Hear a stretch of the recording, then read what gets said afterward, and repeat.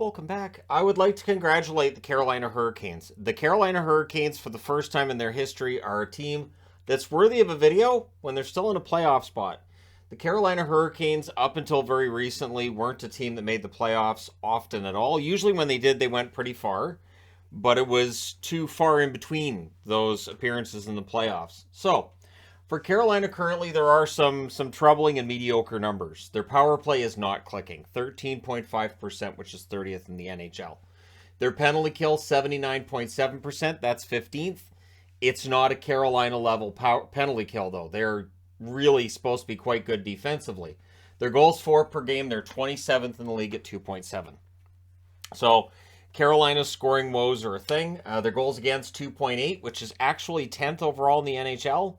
But again, more is expected when it's Carolina now, so here we are doing a video on the topic. The shots, they're 4th in the league at shots per game at 35.4. Shots against, they're 2nd in the league at 25.4. So what's going on? All right. Since I asked the question, I might as well answer it. So I went through the November games, and you can see how things go pretty well, and then they kind of turn. So they won in a shootout, 4-3 at Tampa Bay. Aho with the winner in that one. They outshot Tampa Bay 55-26. Their power play 1 for 6. Their penalty kill 3 for 5. So there's a win. Then they beat Buffalo 5-3. The game-winning goal was scored by Kotkaniemi at 9:22 of the third period. That to date is the only goal Kotkaniemi has. We will get into the discussion on certain players in a bit here. The shots 33-25 for Carolina in that game. Their power play was 1 for 4. Their penalty kill was 4 for 5. Then they lost against Toronto 3-1. They led 1-0 after the first. They ended up losing it. The shots were 30-21 for Carolina. Their power play 1 for 2. Their penalty kill 1 for 1. So losing against Toronto, nothing really concerning there. Then they move on. They lose against the Florida Panthers. 3-0. They outshot Florida 40-37. So that's 2 straight losses where they outshoot their opposition. Power play 0 for 3. The penalty kill 3 for 4. They also scored 1 goal combined between those 2 games, right? So the scoring absolutely inconsistent, as the next game is against Edmonton and they win that one 7-2. Svechnikov had the game-winning goal, the third goal of the game for Carolina at 10:24 of the second period. The shots in that one 32-22 for Carolina. So they've outshot every opponent on the board thus far. Their power play 1 for 4, their penalty kill 1 for 2. So they're 3-2 on the month thus far, right? Then they go to Colorado. They lose 4-1. The shots in that one were 28-25 Colorado. Their power play 0 for 5. Their penalty kill 3 for 4. So again, there's nothing overly concerning in this, in that it's a loss against the defending Stanley Cup champions. And then they move on. And they beat Chicago 3-0. Kochetkov with the shutout in that one. The shots are 32-27 for Carolina. The surprise for me is that the shots were even close. The power play went 0 for 3. The penalty kill 4 for 4. Then they lost against Colorado. That was a 3-2 overtime loss there. Lehkonen with the winner at 1:55. And they outshot Colorado 48-15. Absolutely bonkers that they lose that game and they had 48 shots. Their power play 0 for 4. Their penalty kill 2 for 3. So the power play kind of costing them in this one. And then you have to ask questions about shot selection, right? It's a question mark you have to throw up there with Carolina, because if they're not scoring, right, they're not scoring on the power play, they're not scoring overall, but they're taking some of the most shots in the league, that's where you have to get into the question of shot selection. Then they lost against the Minnesota Wild 2-1 in overtime. Goligoski with the winner at 1:12. It was a feel-good moment for Minnesota, less so for the Canes and their fans. The shots, both teams had 21. Their power play went 0 for 2. Their penalty kill 1 for 1. Then they lost against Winnipeg. Now, to their credit, they were down 3-0 with 5 minutes left. They would pull the goaltender and score 3 goals to tie it up and force overtime, which still one of the most impressive comebacks I've ever seen. Morrissey with the winner for Winnipeg at 2:10 of overtime, but again, for Carolina, he'll take that point. Shots were 27-23 for Carolina. Their power play went 0 for 2. Their penalty kill 3 for 3. Then they lost last night against the Arizona Coyotes, 4-0. The shots in that one, 36-27 for Carolina. A bit deceptive in that they outshot Arizona 14-1 in the first, and they came out down 1-0 after the first period. Their power play 0 for 4. Their penalty kill 3 for 3. So they haven't had a win in their last 4, but they've had 3 points in those 4 games. So instead of being 0-4, they're 0-1-3. So they're only 1 game below 500. It is bewildering. I can imagine for newer fans to the sport, it has to be at least somewhat confusing to see a team lose 4 in a row, and yet they're still getting points and they're still, they're staying in the hunt there. So when we look at the overall picture for Carolina, I wanted to mention injuries as well, and they could be getting healthier. Kasha, Teravainen, and Anderson could all be back within about a week, 10 days time. And so that could be huge for them if those players come back, especially Kasha, who's only played 1 game thus far this year. He was a new addition. And, of course, Pacioretty's out till February. And having Pacioretty back would help the power play. It would help the goals for, and they'd have even more shots. Because Pacioretty likes to shoot the puck, and he's potentially a 30-goal scorer. Or would score at a 30-goal rate upon his return from injury. Their goaltending numbers are down from where they were last year. Freddie Anderson, who's right now out with injury, .891 save percentage this season. Last year, .922. And he was in the hunt for the Vezina last year. Ranta has a .902 save percentage. That's down from .912 last season. Kochetkov has a .908 save percentage. In limited appearances, he had a .902 last year. So Kochetkov with the best numbers of the 3, but again, it is a small sample size when it comes to Kochetkov. Their leading scorer is Marty Necas. In 20 games, 9 goals, 14 assists, 23 points, which is a huge increase last year in terms of points per game. Last year in 78 games, 14 goals, 26 assists, 40 points. So what's interesting is that even though Carolina's scoring's down and they're having some problems getting the puck into the net, they're not having problems getting the puck on the net. Necas has played really well, and his numbers are up. Aho, right around where he was last year, 9 goals, 13 assists, 22 points in 20 games. Svechnikov, 13 goals, 7 assists for 20 points in 20 games. And Svechnikov is on pace for 50 goals. He absolutely could get there. He's got that 50-goal potential. I've said it for years. Brent Burns, who of course came in to replace Tony DeAngelo leaving the team, in 20 games, 3 goals, 10 assists, 13 points. And I think he's fit in pretty well.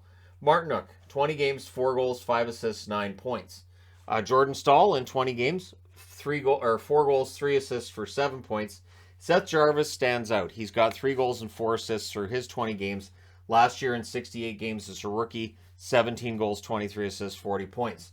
So Jarvis's production has dropped, which it's not out of the realm of possibility that a guy can struggle as a sophomore in the National Hockey League. It does happen often.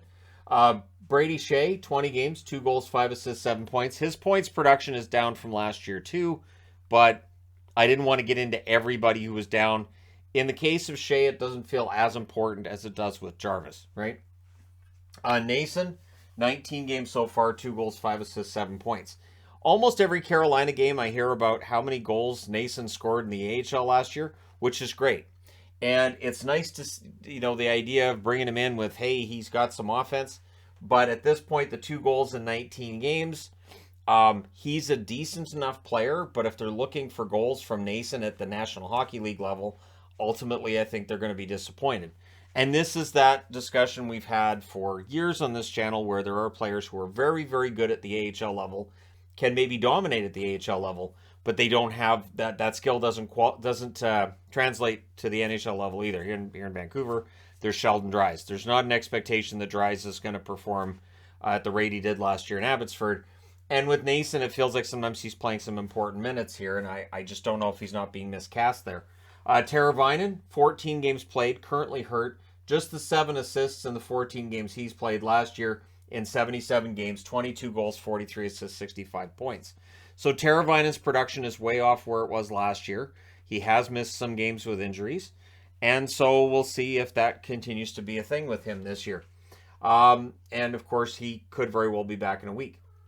Jesper Fast, in 20 games, 2 goals, 4 assists, 6 points. Not a lot expected of him offensively, so that's okay. Stastny, I want to talk about Slavin first. 20 games, 1 goal, 4 assists, 5 points. Now, Slavin is a defensive defenseman, right?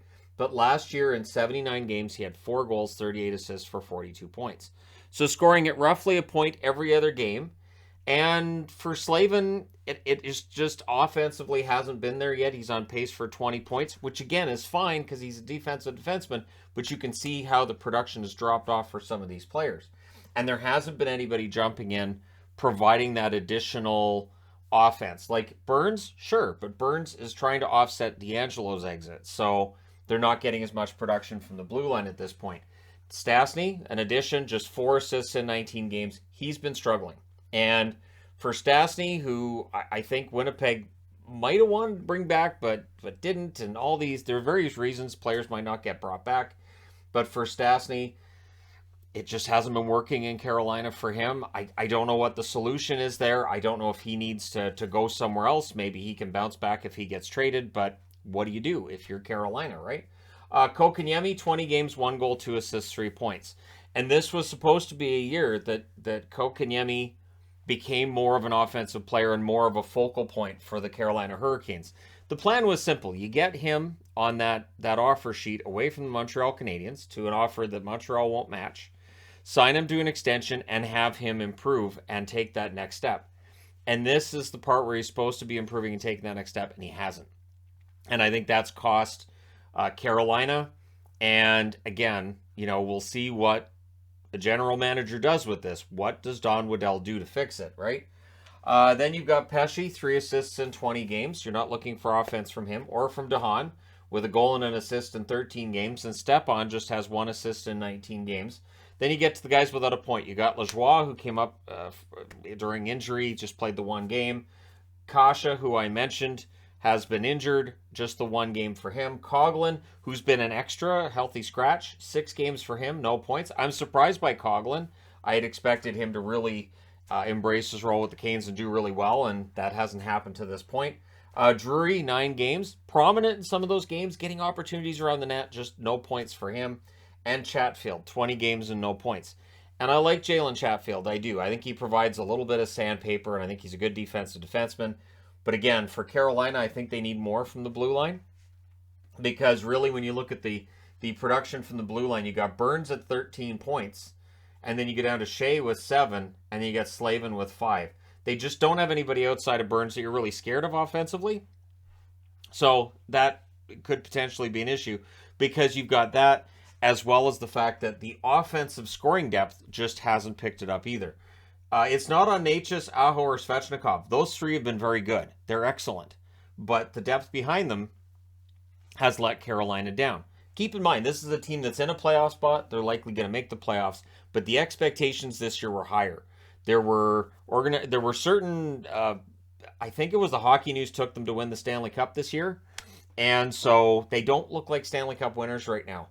And I've heard, they could win the President's Trophy, was a conversation I heard a couple weeks ago. I don't think they're in the running for President's Trophy right now.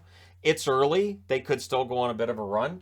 But if you look at the subtractions, there's some substantial ones here. First off, D'Angelo. He fit in so well last year. He drove the offense. I think he drove some of the numbers we saw from last year's players. Then you have Trocheck. Good, solid player. I think the Rangers and their fans have liked him, but I do think that they miss him in Carolina. Cole on the blue line. That's depth on the blue line. You need that. Cole had some good numbers for them last year. Domi came in as a rental at the deadline. Just depth scoring. But you look at what Domi's done in Chicago. Honestly, I think they'd appreciate his production like that in Carolina. That being said, he wouldn't get the ice time in Carolina he's getting in Chicago, so I understand.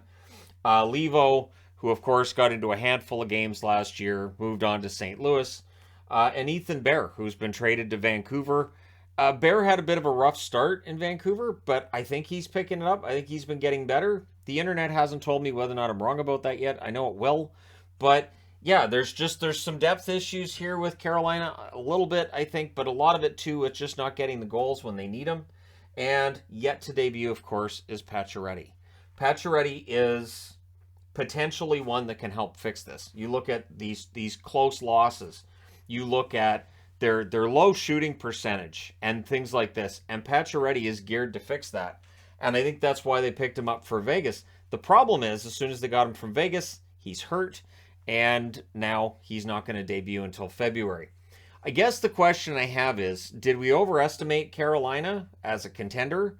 Or is Carolina still going to be a contender in March and April, which is when it matters, right? So stay in a playoff spot now. They can ride this out and get better. Or do these numbers tell you that Carolina is going to gradually fall and may end up being one of those surprise teams that misses the playoffs. So let me know your thoughts. If you're a Carolina fan, do you have any concern about the current play of the Canes, or do you say they're going to play their way through it? I think they're too talented. I think this is a team that's too talented. There's too many players that have underachieved to this point. At some stage, the puck's going to start going in. Kotkaniemi has not had a good start, but 3 points in 20 games is too low. He has to end up with at least, I would say, 30, 35 points this year. I would say at least. That being said, there is the potential, too, that the numbers stay like this, and then what? So if this is a team that's not scoring going into the playoffs, would they have a chance?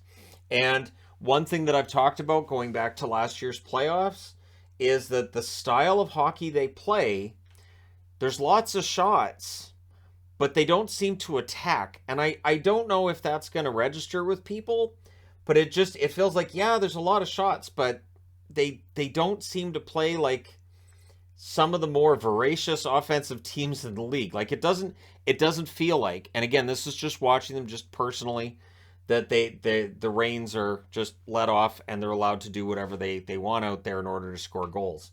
One point I made when they came back and they scored 3 to tie that game against Winnipeg was, so if they can play like this, if this offense can click like that, at a rate that they did early last season, at a rate that Florida did last year, if they can play like that, why not let them play like that? You're going to get a lot more goals. You're probably going to get more goals against, but you also could win more games. So that's something I keep an eye on. We'll see if that changes. My guess is Rod Brindamore has a vision for how this season's going to go, and I'm not going to argue with him about it. I'm not even going to try, but I'll be interested to see how it works out. Let me know your thoughts in the comment section below, as always. Don't forget to hit like and subscribe if you're browsing your way through, you just happened upon this video. And remember, this is a sign for just how far Carolina's come. That they're 10-6-4, which is a decent record, but I still want to take a look at them because lately they've won 3 out of 10, and you know there's some cause for alarm, and I want to see if anybody else shares that alarm. Let me know your thoughts. Hit like and subscribe if you're browsing your way through, you just happened upon this video. Thank you guys so much for watching, for all your support. I will talk to you again soon.